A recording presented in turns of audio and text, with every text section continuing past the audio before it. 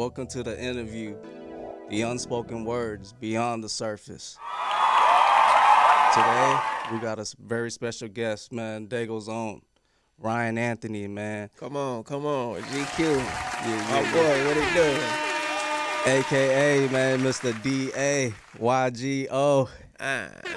Spring Valley Ryan, Hey, what it do? Mr. Barely See the Beach, What it do? Ryan motherfucking Anthony, y'all. Yes, sir. We out here. Yes, sir. Interview with G. We made it. Let's get it, man. Before we start, man, let me give a shout out to today's sponsor, Sound Lounge. If you guys need podcast space or studio time, hit up Sound Lounge. Yes, sir. Let's get started, brother. Are you originally from Spring Valley? Yeah. Born and raised. I've been there for my whole life. My parents got the house in the valley in like 1988. I was born in 90. Damn, okay. What class were you? What class, high school class were you?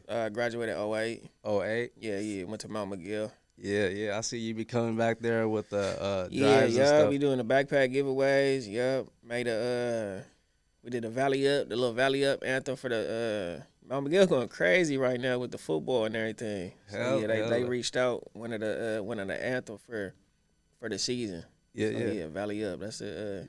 That's what's up. I mean, shit, you put a lot of notice into Mount McGill, like, from what you're doing now and all the drives and shit. Yeah. Like, I didn't even know Mount McGill existed, bro, until you started putting it down. Right. Even Spring Valley, like, because I grew up in East Dago, Southeast. Right. I didn't even know there was a Spring Valley, bro. Like, that shit was crazy. Yeah. But it's kind of connected to Southeast, right? Yeah. It depends. It depends on what part. It depends on what part you in. You know what I mean? But yeah, that's what really been the craziest part of the journey that I've been on is seeing different parts of the city and tapping in with different cultures and different.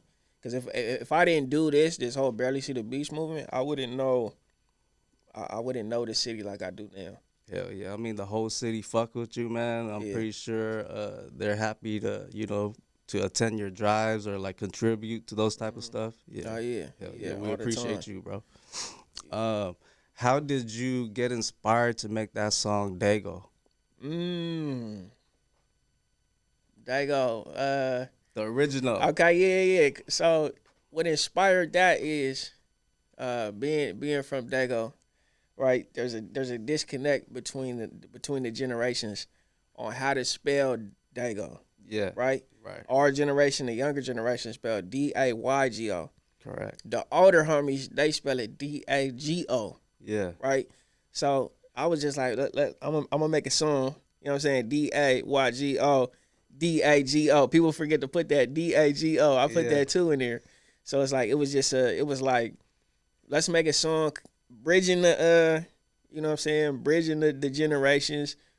Either way, how you spell it, Dago, it's Dago. It's the same streets, it's the same people, it's the same neighborhoods. Right. So, yeah, we need some horns and clap for that one, brother. Yeah. That's a straight Dago anthem, bro. Yeah, like, for sure. Yeah, for sure. And there's part 1, part 2, bro. It just got better and shit. Yeah. Yeah, part two. Man, I knew part 2 had to go crazy because just the response that I got from the first one. Yeah. And I was just like, if I could, because I'm saying the whole movement has always been about pushing all sides of Sandiego. Not just Spring Valley, not just Southeast, not just what area I grew up in, but everybody. South Bay, North County, the west side, the east side, you know what I'm saying? All sides of the city.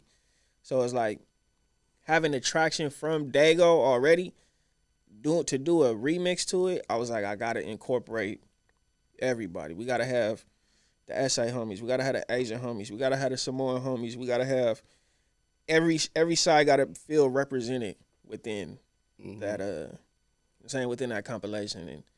And you did that though. The response was crazy. Yeah, it brought that whole image right there though. Yeah, man. for sure. Hey, not a lot of people know that you produce and record your own music and stuff. Yeah. How were you inspired to do and learn all that, and how did you all start it with that? I started off making beats. Did someone teach you, or you just? Nah, so my older cousin Gene, rest in peace. He gave me Fruity Loops when I was in middle school. It was like probably the second generation of Fruity Loops 2. Mm-hmm. And he was in the music world back in like the analog days. He did like instruments and all the live stuff. So once he caught wind that I was trying to do, that I was interested in making beats, he gave me the Fruity Loops program when I was like, I want to say I was in 7th or 8th grade, maybe. Mm-hmm. And then ever since then, I kind of just dibbled and dabbled with the making the beats. I didn't really take it seriously till after high school, but it started. It sparked interest in middle school though. What was the first beat and song that you made, that you produced? That's crazy. What first song That you produced? I don't know. I have no idea. I've been doing it so long. First beat, I couldn't tell you it was trash though. I can tell you that. Yeah, it wasn't good. Yeah. It wasn't good. Cause even when I got listened to like old projects, like when I first was getting started, I hate listening to it. Like I can't hear it. I can't, like, it make me cringe. You know what I mean? That's nasty work. Yeah. But you know what I'm saying, that just comes with the progression though, of, you know what I'm saying, of getting better. You know what I'm saying? If you could look back and be like, oh, that wasn't that good, you know you done elevated y'all. I mean, shit, look at Daygo, bro. Like, that shit is a slapper. Oh, yeah, for sure. How long did it take you to make a beat like that? Oh, man, a while. I mean, yeah, bro, it's Because you only went in when you felt like you're in that zone. Or yeah. And also, too, with Dago, there's a whole different version of that song that I made. The beat the beat that I put out is not the original beat that was on there. Was it your beat too, though? Yeah. Oh, okay. Yeah. It was my beat. So that's what I do a lot too with a lot of my songs, is that, because I do produce them and engineer them, is that I'll make a beat and I'll put a hook to it, and then sometimes I listen to it and be like, it needs a new beat. So I'll keep the hook and make a beat around the hook. So that's kind of how Dago was too. I had the original beat to Dago, made the chorus, and I was just like, I wanted it to be for the streets, but also have a little bit of commercial feel to it. And the first one I made, it was just completely just like for the streets. You know what I'm saying? I wanted it to be more universal. So I went back, recooked it up. But yeah, the whole it take years, bro. Yeah. It take years to get good at. It take years to get decent. Yeah. It take years to get decent at. I mean, shit. Making beats and stuff. I guess it's worth it, man. That shit became a classic Yeah. anthem. You know, now it's gonna be known forever in San Diego's history. Yeah, for sure. How did you connect with Mitchie Slick? First time connected with Slick. First time connecting with Slick, it was through Ocean. I've known Ocean since high school. Hey, shout out Ocean, man. Yeah. Shout out my boy Ocean. And before he got with the Young Kind, he was one of the first people that rap. When I started taking it seriously, he was one of the first people to rap on my beats, on Ryananthony beats. Also is under Mitchie Slick? He was. Oh, okay. I don't know. I don't know the situation but now. Young Kind, there's wrong. Yeah, Kind so that was Mitchie. wrong. Yeah, Wrong Kind was Mitchie Slick, and then Young Kind. Oh, okay. Yeah, I didn't know that. Yeah, they created a Young Kind. Okay. And also Ocean was a part of the Young Kind. Oh, okay. But I didn't even know. in the realm, well, around that same time, that's when I was making a bunch of beats for Ocean, and he was putting out a bunch of songs. So Slick had hit me then, just wanting some beats. And I'm not even sure if I sent him anything. I'm not sure. But you know, of course I've known Mitchie Slick since I was in middle school, since Triggeration Station, since 2001, probably before that. But connecting with him to start the relationship that we have now was probably, it was in LA. It was probably in LA like 2015, 16, something like that. Yeah, just moving around out there in those circles and running into each other out there. Okay. Yeah. That's cool, man. So how were you also connected to Nick Cannon? You was on tour with them for a while, right? Yeah. So I was under Nick Cannon label Incredible. Um, I got an internship. I got an internship with them through Trey Boog, who I met Trey Boog through the homie Gene, who's a barber, and so I, I was in LA trying to figure out, trying to find a path. I was out there grinding, hustling. Were you living out there, or you just drove out there? Yeah, nah, I moved out there. I had moved out there. I got an apartment. What year was this? This was 2000.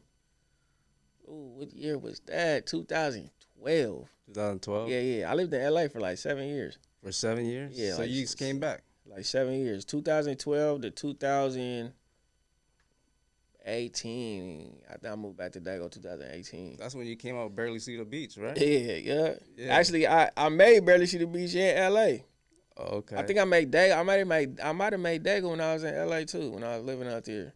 Oh, okay. Yeah, but I lost track of. What was you talking about? I forgot where it was going. I said, how long were you in LA? What year? How long was you Oh out there? yeah. Okay, so I got connected to Trey Boog through Gene. Trey Boog was the studio manager for Incredible. Oh, okay. They both from Dago. So that's how you plugged up with them from in LA? Yeah. Oh, That's okay. how I plugged up with them. Okay. Because I moved to LA. I was out there just grinding, hustling, trying to figure out a path. I just put out I just started putting out antennas like, hey, I'm in LA trying to make something happen. Can somebody tap me in with somebody? Yeah. And the homie Gene tapped me in with Trey Boog, who was the manager for Incredible Studios. So, I was Trey Boog's intern. I did just running sessions, hitting stop, hitting record, hitting stop, hitting record, hitting stop, hitting record. I did that for a very long time. And then that just started the relationship of being in that circle. That's dope. Yeah, and that's kind of how it started. I started out as an intern, then just kept That's working. What's up, man? Kept That's what's working, up, yeah. man. He's been working hard, bro. Like he knows how to, produce, record. So there's a lot of work that he put in already, bro. Like that's how he knew all that. Hey, but congratulations on your brand. I've been seeing it everywhere, bro. Yeah. Besides you dropping it off, is there any stores that people could go to get some of your items? Yeah, so the main spot to get everything Barely See the Beach is on the website, barelyseethebeach.com. Okay. And then you could also, when I am out the trunk, I'm not so frequently out the trunk now as when I started, just because the online sales are so crazy right now. Yeah. So the best spot to get it is online, barelyseethebeach.com. That shit sells out in 5 minutes, Man, though. what? The last drop was crazy. The 619s. Yeah. So we drop every Friday at 10. And I promise, bro, at like 10:10, all right, bro, it was sold out. So it's like the website just been jumping. Yeah. But besides that though, I got some stuff in 619 Underground as well in Parkway, Bancroft Market, in the Valley, in Spring Valley, and then sometimes I have some stuff at Ish Exclusive as well. Oh, that's what's up. Yeah. How were you inspired to come up with the brand Barely See the Beach? Through the music, it's all lyrics. Yeah. You know what I'm saying? That's where it started, cause I mean, that's a dope ass saying though, cause we're Yeah, right by the beach, yeah, but we yeah. barely see the beach. yeah, right. Yeah. Cause Barely See the Beach started because when I was living in LA. When you tell people you from Dago, people think you got a beach house or you surfing, and, you know what I'm saying? And we all live in La Jolla and shit. Yeah. So it's like, I would explain like, we barely see the beach. And then I just made a song about it. And then, because it wasn't a brand. It wasn't a brand at first. It was just a song. It was just a song, Barely See the Beach. I dropped that. A year later, I dropped Barely See the Beach, a Barely See the Beach project. And then the year after that, I dropped Barely See the Beach 2. So sometime between Barely See the Beach and Barely See the Beach 2, I started making shirts. It had to be, Barely See the Beach. Because we had you ain't never been featuring Mitchie Slick, then you ain't never been to the Southeast. Mm-hmm. So I just started putting that saying on shirts. You ain't never been to the Southeast, and putting the Barely See the Beach logo on the back. And then I also had a Welcome to Spring Valley shirt, and I put Barely See the Beach on the back too. And you design all your stuff. Yeah, for the most part. The first, I didn't do the first design. I didn't really know much about graphic design at that time, so I had somebody make those for me. But as you know what I'm saying, as you start creating a brand, you got to start figuring out how to do stuff on your own. Yeah. Because if you don't, you're gonna be paying everybody, Yeah. and it might not even be what you want. So Yeah. I just in the midst of the growth of the brand, then I got like Adobe Illustrator, Photoshop, and start tweaking designs myself and just getting on YouTube, figuring out how to do it. Yeah. Shit. Well, I see that Legends design as well. It's a classic, man. Yeah. Like, Yeah, how did you I come made up that with one. that? Yeah, I made that one. I don't know. Like, what was you going through that time? You know, I just, bro, I just be zoned out. Like I just zone out on the computer, and it's like, and I think what really be helping is that I really don't know how to work the program professionally, right? So I'm like, I call it ghetto illustrator. What I'm doing, you know what I'm saying? Because I'm just clicking shit. I'm clicking shit, and sometimes I'll just click some shit. I don't know how I did it, but then I'm like, oh, that's smooth right there. That looks smooth right there. Yeah, hella. So it's like I just get on there fucking around. That's it. Yeah, I don't even take it serious. I'm just fucking with shit. You make that shit look easy, man. Clicking shit. It ain't easy, bro. You make that shit look easy. It's not easy. It's not easy. Creating a brand is hard. Creating a brand is hard, bro. Cause this will be 7 or 8 years. 7 or 8 years of selling merchandise, selling T-shirts. I used to sell CDs. You know what I'm saying? In front of FanMart, in front of Walmart and shit like that. Yeah, I bought a couple of your CDs, but the first one I bought was Barely See the Beach. Yeah. So I was always selling CDs, but yeah, selling shirts though. That's the merch game will elevate your. So the first one you popped out was you ain't never been to the Southeast. That was the first design. Yeah, the never been to the Southeast and the welcome to Spring Valley.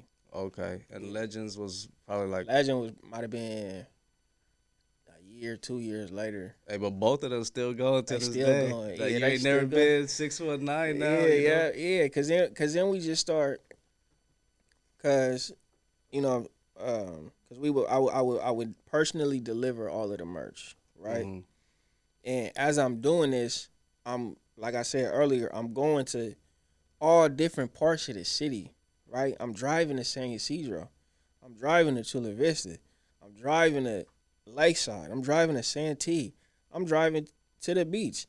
I'm driving up to Golden Hill. You know what I'm saying? I'm driving to all these spots. So I'm like, man, we got people in every section of the town.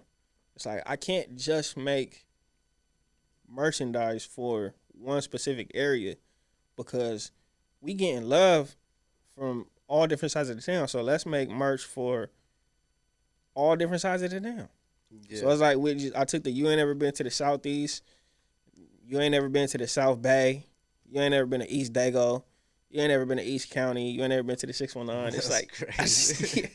I just I just revamped it, you know what I'm saying? But it's still all connected with under the the Barely See the Beach. And it's super dope, bro. I that out the trunk, bro, that delivery aspect and being firsthand with the people, that's really what elevated everything. Hell yeah, man. Yeah. Barely See the Beach is probably one of the biggest Dago brands right now. Man. That's a big accomplishment. I think he needs some. Yeah. Yeah. Good luck. Yeah.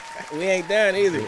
Yeah. We ain't even peaked yet. He popping out every Friday for new colorways. Yeah, every Friday it's up and selling out in 5 minutes, bro. Yeah, like every Friday it's going crazy. I got a bunch of and it's like now too, because we have been doing it so long and it's all trial and error.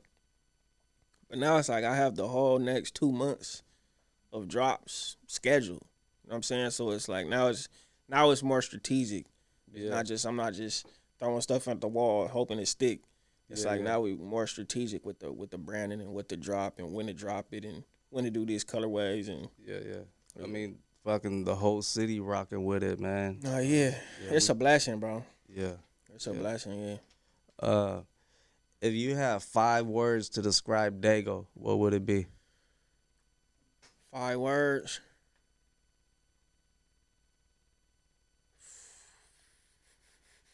5 words. 5 Well, words. first is home. Home.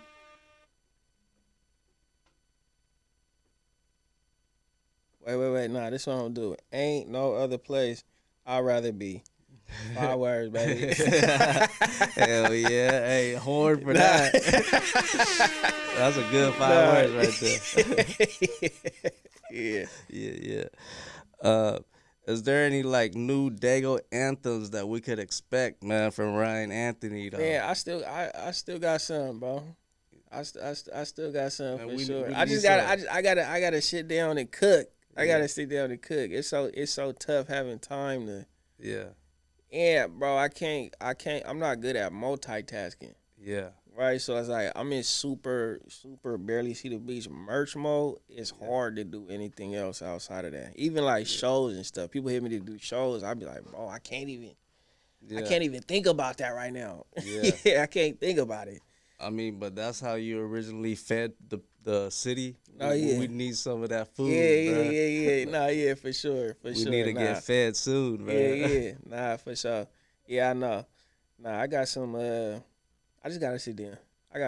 And you know more designs gonna come from that. Yeah, so, yeah, so for it's gonna sure. go crazier. But nah, I got like in my phone for real. I do voice notes all day of concepts and different bars and stuff like that. So I got a gang of concepts. I just gotta sit down and cook. Okay. Are there any events or special things coming up that you wanted to speak about? We starting to plan a backpack giveaway for this year. It'll be August 10th at Mel McGill High School. How could I be a part of that? Like, I wanna Come on. have my brand there and donate or whatever. Yeah, for sure. So how we do it, we kind of switch it up every year. But it's like if you donating, first of all, I want everybody to be a part. Yeah. This is never like, oh, this is my event. I'm always like, if you want to be a part, come be a part, and however you can be a part of it. But donating school supplies, donating backpacks, donating money to buy backpacks, donating your time. You know what I mean? And we have spots where you can set up booths and stuff too for like, so that you could give exposure to your brand as well. It'd be dope if you had like a joint, like you know how you got the whole city unlocked, but like a SA or Asian, if you did a joint with them and they have their people donate too, it could be a little bit bigger too. Yeah, that shit would be dope though. Yeah. I kind of wanna do a few different ones. You know what I'm saying? So right now you do what, the back to school and what else? So yeah, we do the backpack giveaway. Every year, this will be our 7th year, 6th year, something like that, where we give away over 1,000 backpacks, and it's always in Spring Valley. Yeah, you know what I'm saying, that's the home turf. That's always where I'm like, you gotta be there. Yeah, but I definitely want to expand it though. I feel like we could do a couple. Probably not this year, just because it takes a lot. Do you do like the Christmas or Thanksgiving and stuff too? I think. Yeah. I'll partner with people. Yeah, I'm all about collabing with that type of stuff. You know. Yeah. If somebody already got something in motion, I'm like, you know, I could help spread the word. I could help get donations. I could help. You know, I feel like people need to get more on the collab mindset. Like, it don't gotta be all about me. Yeah, it's about us. Yeah, exactly. And also, it ain't even about us. It's about the people. Yeah, you know what I'm saying? We out here to service the community. Help out the homies. How about the homies' kids? You know what I'm saying? It's not about, oh, look at me. Yeah. You know what I mean? We not here for that. It's we here to. Yeah. Hey, we out here we out here to help the people. That's dope. I mean, I already see it, like how successful it is every year. Yeah. It's major. Yeah. So imagine like Ryananthony, Mitchie Slick give backpack giveaway or something. Like it just doubles. Right. Like, yeah. So That would be crazy. Any summer events coming or anything? Any what? Summer events that you be. I don't got nothing planned right now. Nothing playing right now. He's just the king of the hoodies, though. It don't matter what season, man. He's selling out. Yeah, I'm selling hoodies all year round. I don't care. It could be 110. Hey, people was like, "Hey, you need to make some T-shirts, man." Nah. Yeah, it could be 110. I'm still dropping hoodies. Yeah, nah, I got shirts though. I got shirts and shorts coming. Yeah, shirts and shorts coming for the summertime, tank tops, all that. Hey, that's what's up, though, man.